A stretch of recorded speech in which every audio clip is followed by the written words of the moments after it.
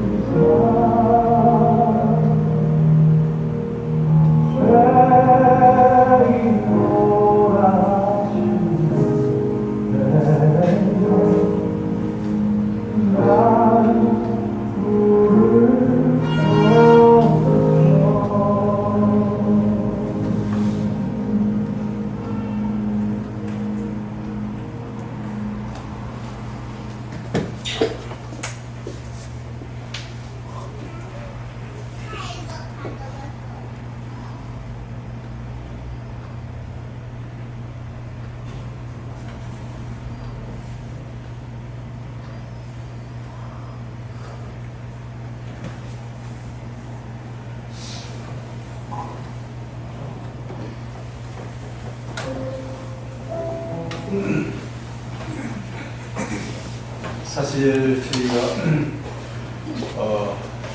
탄자니아 간 지는 한 8년 됐어요. 그런데 제가 목사 안수 받고 정식으로 파송된 것은 2009년도까지였으니까 7년 됐습니다.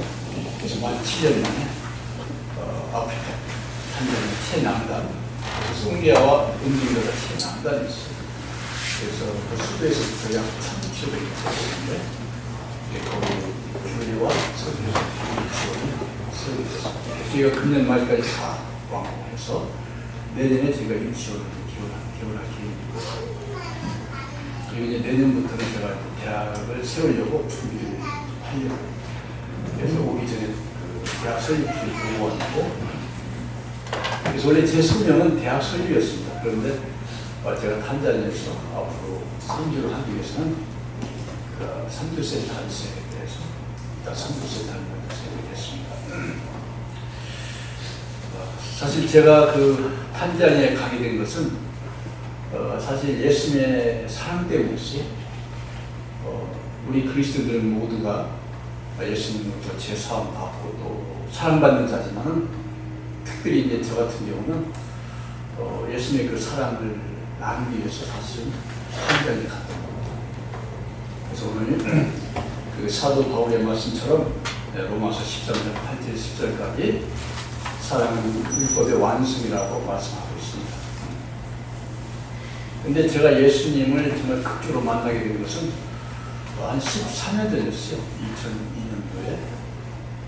2000년, 16년 전이었었는데, 제가 어느 그 복지기관에 내성마을의 아이 2살 정도 되는데, 그 아이를 제가 품에 안고 이게 죽을 떠먹이고 있었어요.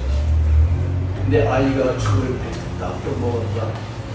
그래서 제가 그 순간 제 스스로 이렇게 물어봤어요. 정말 너는 이 아이를 사랑하느냐?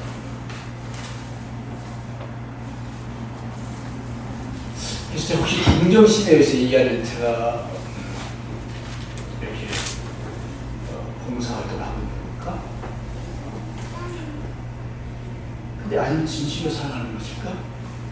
그 순간 누군가가 제 등 뒤에서 저를 꼭 끌어안았어요.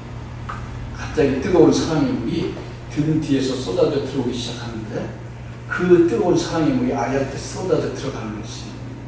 근데 그 아이의 그 흉한 모습, 얼굴이 다 일그러지고 팔이 붓고 도저히 걸어 다닐 수도 없고 기어 다닐 수도 없는 그 아이가 그렇게 사랑스럽고 예뻐 보였어요. 그때부터 제가 세상의 모든 눈에 보이는 것은 다 아름답게 보이기 시작했습니다. 물론 그때부터 제가 많은 분들이 중보기도를 시작을 했지만, 그리고 그때 하나님의 음성을 들었어요. 참고 인내하라 기회가 올 것이다. 그 세 마디 말씀을 저한테 음성 주시는데, 저는 그 당시 제가 세상적으로 이렇게 크게 명예와 그런 부와, 그래서 제가 언젠가는 은퇴 후에 불쌍한 아이들을 위해서 내가 봉사활동을 해야겠다. 그래서 그런 생각을 하고 있었는데 2년 동안 아무 그 응답이 없었어요. 그러다가 2004년도에 정동교회 3부예배 공개했습니다. 그래서 모든 성도님들 약 1,200명 정도 되는 성도님들이 자리에 있어서 마지막 결단에 찬송을 하고 싶었어요. 갑자기 예배당 천장에서 우려 같은 소리가 들려왔어요. 탄자니아로 가라는 걸 들렸어요. 그래서 제가 그 자리에 주저앉고 많이 울었습니다. 근데 그 순간 저는 갈 수 없어 이렇게 하고 대답했어요. 왜냐면 제가 나이도 있고 또 제 계획이 있는데 갈 수 없습니다. 다음 일주일간 눈물로 기도한 후에 제가 순종하겠습니다. 결심했습니다. 그리고 하나님께 제가 3년의 시간을 주십시오. 그럼 제가 신학 공부를 마치고 목사 수업하고 하겠습니다. 그래서 정확히 2008년도에 처음으로 선교 체험 훈련을 갔습니다. 그래서 탄자니아는 약 130개 종족이 있어요. 그리고 우리 남한에 약 9개 정도 됩니다. 그리고 인구는 한 5천만 정도. 그리고 거기 유명한 그 관광 조선 빅토리아 호수, 세렝게티, 그리고 킬리만자로 가 있습니다. 근데 무슬림이 약 55%, 기독교가 40%, 토속적이라고 부르는데. 근데 에이즈 환자가 한 10% 정도 돼요. 그래서 누가 에이즈 환자인지 잘 모르는데, 왜냐면 내가 에이즈 환자라고 이렇게 밝히면 함께 공동생활을 할 수 없게 되어 있어요. 근데 하여튼 누군가는 거의 에이즈 환자입니다. 그래서 제가 선교 체험훈련 2008년도에 가서 언어 연수하고 한 2개월 정도. 그리고 2009년도에 제가 정식으로 선교사 파송 받고 우리 장성교와 함께 한전에 갔습니다.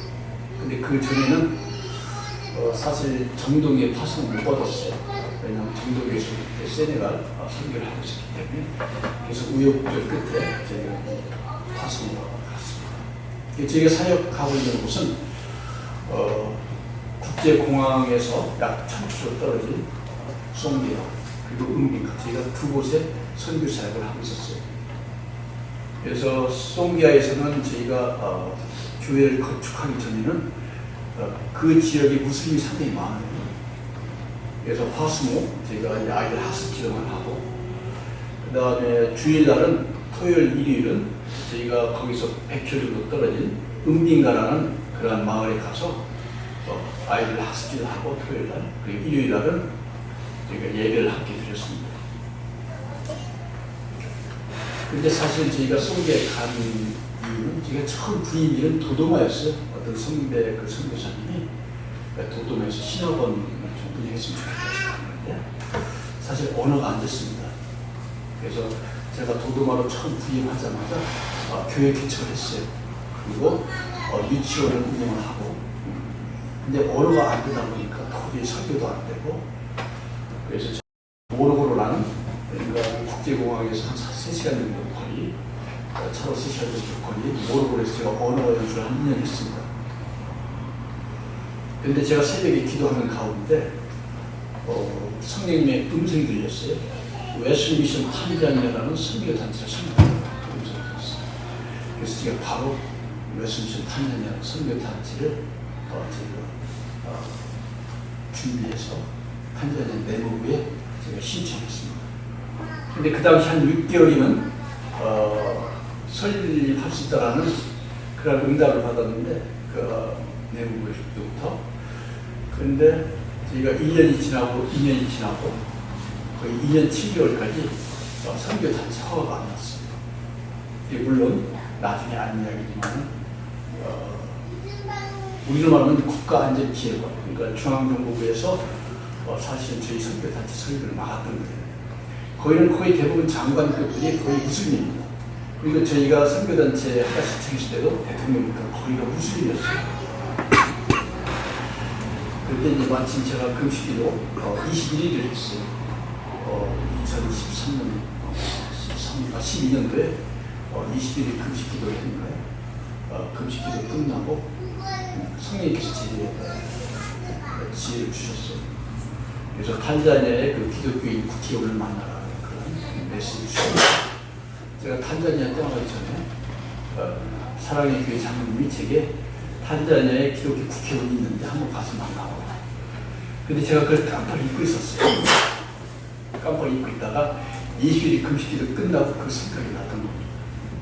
그래서 제가 전화를 했어요. 그 국회의원한테. 근데 마침 그 국회의원이 그 모로고로를 지나가고 있는 중이었어요. 그래서 바로 5분 후에 만나가지고 제가 사정기록을 드렸어요. 그래서 만약 당신이 우리의 선교단체 설립을 도와주면은 내가 당신 그 지역구에 가서 대학을 세우겠다. 바로 그 지역구가 은빈가였습니다. 그래서 탄자니아 최남단. 그래서 그 국회의원이 자기가 노력해보겠다라고 해서 나왔어요. 그런데 6개월 후에도 허가가 안 났어요. 그래서 그 국회의원이 저한테 아마 포기해야 될 것 같다. 그래서 도저히 자기 힘으로 이건 될 수가 없다. 그래서 그 국회의원도 상당히 힘 있는 국회의원이었습니다.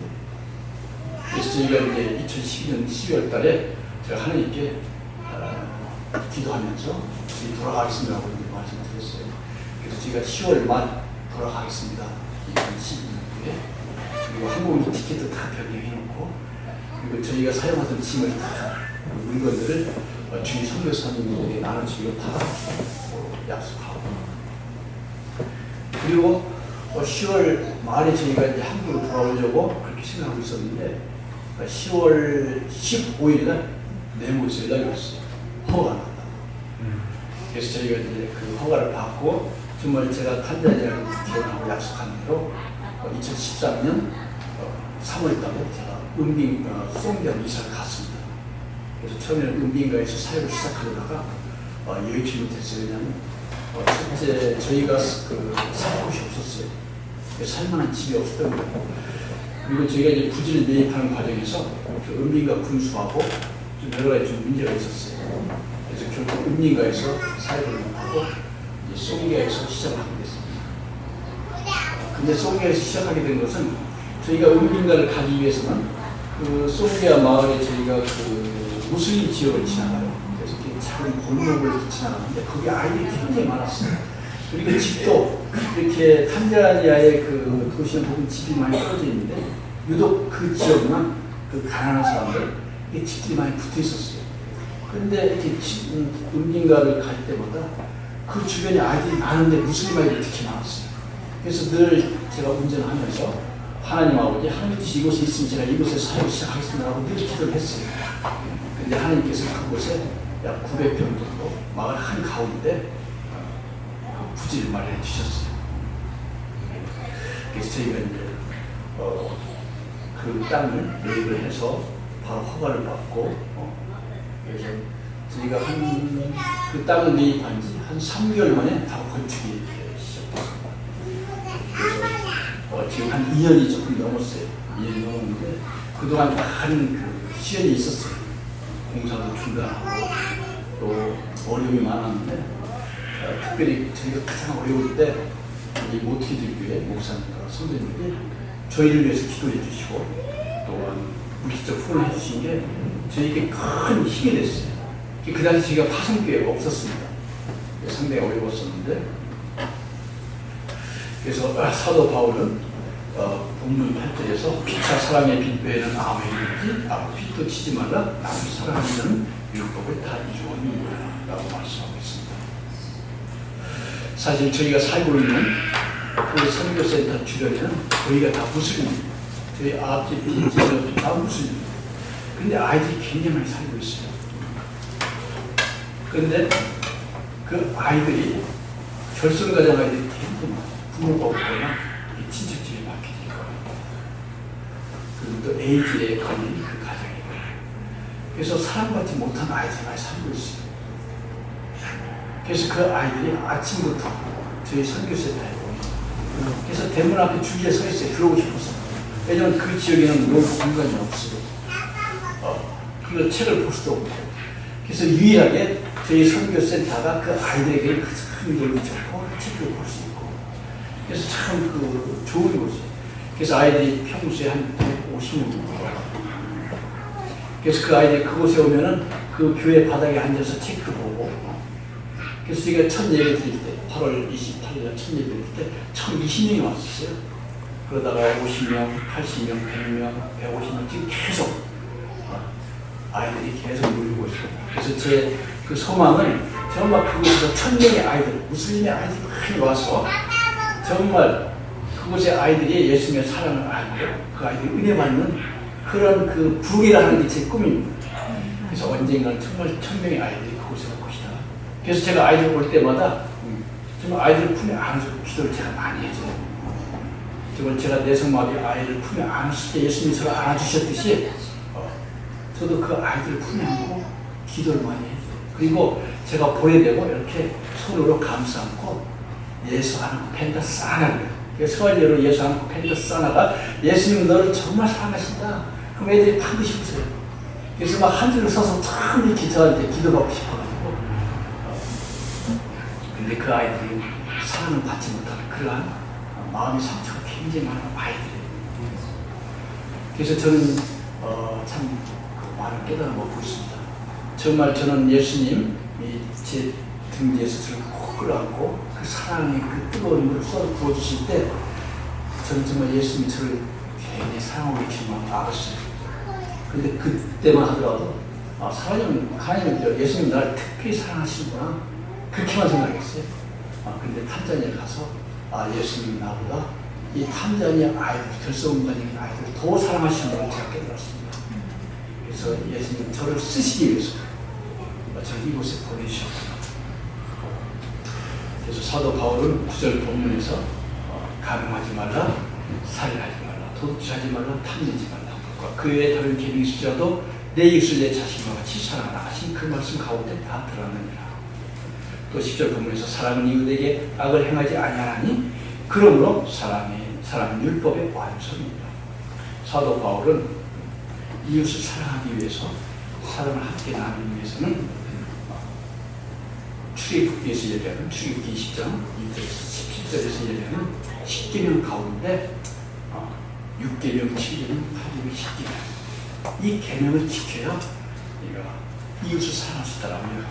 물론 10계명, 1계명에서 4계명까지는 우리가 하나님의 관계에 있어서의 율법입니다. 그리고 5계명에서 10계명까지는 우리 인간 관계에 있어서의 계명입니다.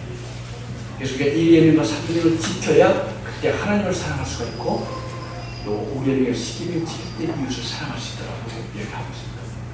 물론 신명기 5장에서도 10계명에 대해서 말씀을 하고 있습니다.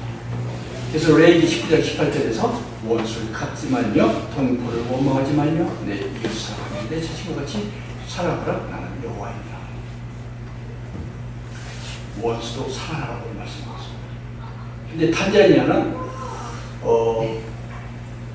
그 살인 사건이 참 많이 나요. 특히 무슬림들이 살인이 좀 많이 생기는 거예요. 그래서 무슬림들은 철저하게 율법주의입니다. 그래서 만약에 길 가다가 누군가가 길 가는 행인의 그 물건을 훔쳤을 때 그 자리에서 돌을 쳐서 죽입니다. 근데 죄의식을 느끼지 않아요. 그래서 탄자니아에서는 그 성윤리가 없습니다. 성교육이 없습니다. 그래서 에이즈 환자가 핍니다. 그리고 사람 죽이는 거에 대해서 죄의식이 없어요. 그래서 TV에 보면 매일 사람 죽이는 일. 그래서 저는 주일 예배 때마다 아이들에게 10계명에 대해서 철저하게 이렇게 반복적으로 외울 수 있도록 부탁합니다. 그래서 탄자니아에서는 첫째 하면은 저희는 이렇게 엄지손가락 꽂는데 걔네들이 이렇게 새끼손가락이 첫째입니다. 첫째, 둘째 해서 아이들 반복을 시켜요. 그래서 살인하지 말라, 우시 우에, 또 우시 우에 하면 아이들이 반복을 해요. 살인하지 말라, 가늠하지 말라, 우시 지니,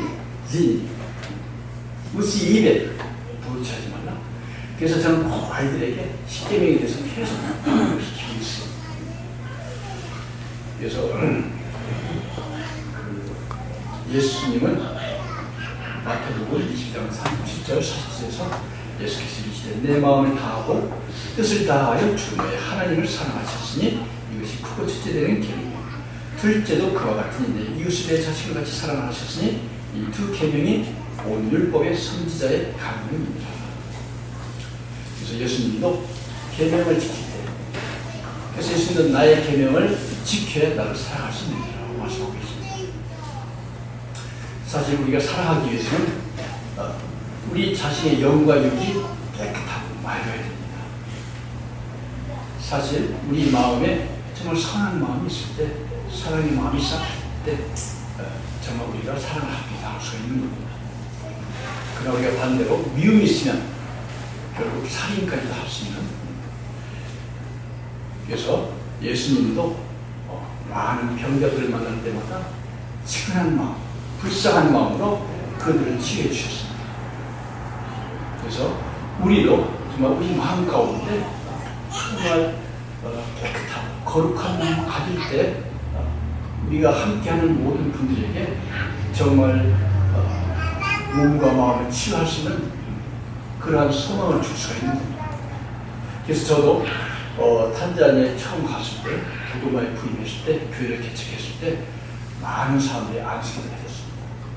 그래서 매 한 10명 정도 귀신 들린 사람, 탄자니아는 귀신 들린 사람이 참 많아요. 왜냐하면 무슬림들은 주술을 하게 되어 있습니다.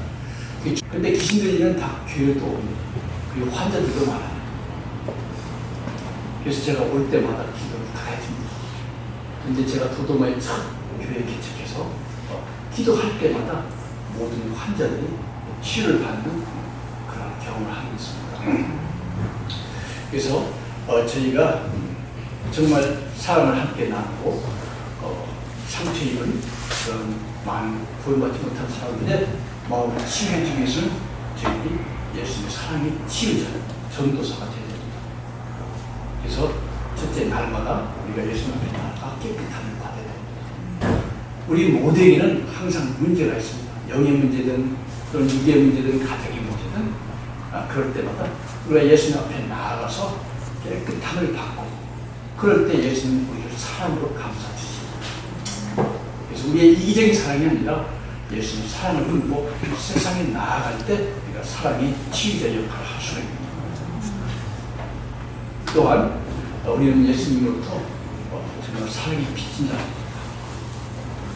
그래서 우리는 날마다 그 예수님의 사랑이 빚진 자로서 정말 예수님의 그 향기를 가지고 또 예수님의 형상을 닮아가며 날마다 성화의 길을 걷고 또한 세상에 나아가서 정말 많은 일에 그런 사랑의 전도사 또한 사랑의 지자로서 축복받는 삶을 살아가시는 여러분과 저와 되기를 주님으로 간절히 축원합니다.